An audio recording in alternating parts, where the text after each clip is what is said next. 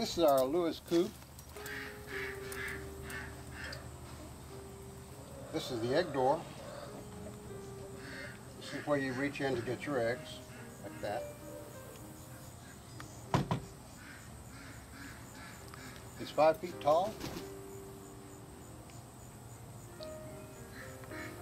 And as you see, it's got arms and skids for moving. I'm going to move it right now just to show you how that's done. So whenever you want to put it on some new grass, that's all you have to do. Just do it from both ends.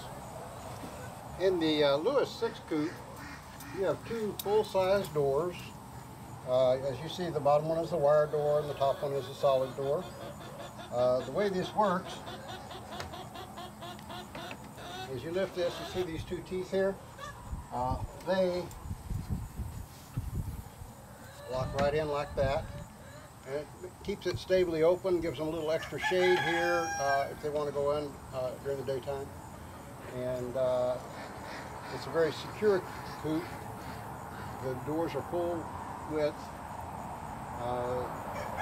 It holds about 12 comfortably. And as you see, it latches to keep them secure at night.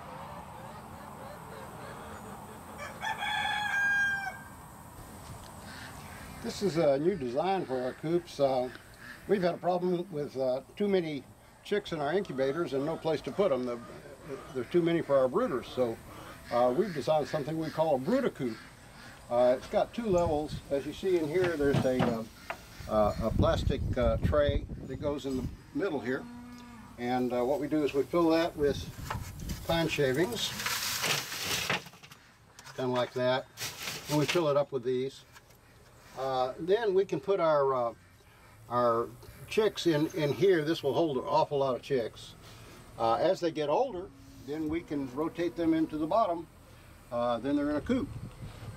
Later on, and you can keep adding more chicks as you go. But later on, when your chicks get big, you would transfer. When the chickens get too big, you can transfer them to another coop, and you can rotate new chicks into the top, and you can continuously move chicks like that. Which means your capacity is greatly expanded. You can raise a lot more chickens. Now that's really, if you want a lot of chickens, this is a practical means of being a brooder and a coop. Now we're going to fill this up with the pine shavings. Now in the wintertime when it gets colder, you'll probably want a thicker layer of them, but they're easy to compost once they get pretty messy. And you can just dump them in like this and then spread them out. We've got some chicks we're going to be putting in here.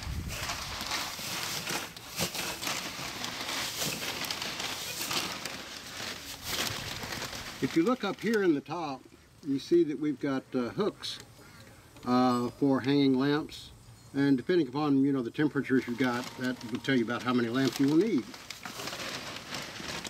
You can always watch your chicks to see if they're being too cold or too hot, because they gather under the lights when they're cold and they move away from the lights when they're hot. Kind of adjust accordingly, and you can raise and lower the lamps. Okay, that's pretty good.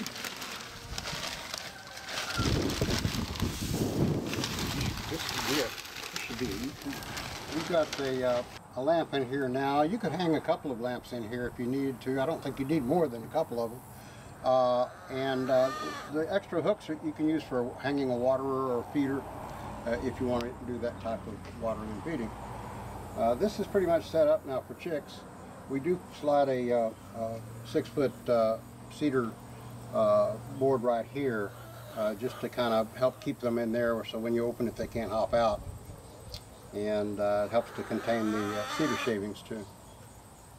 Later on, when you want, you can tip these trays over and dump the cedar shavings either in the bottom, which is a perfectly good place for them, or you can take them out and put them in the compost. The trays make it easy to move your waste, and then you just refill it with fresh cedar shavings, or pine shavings, I'm sorry, not cedar.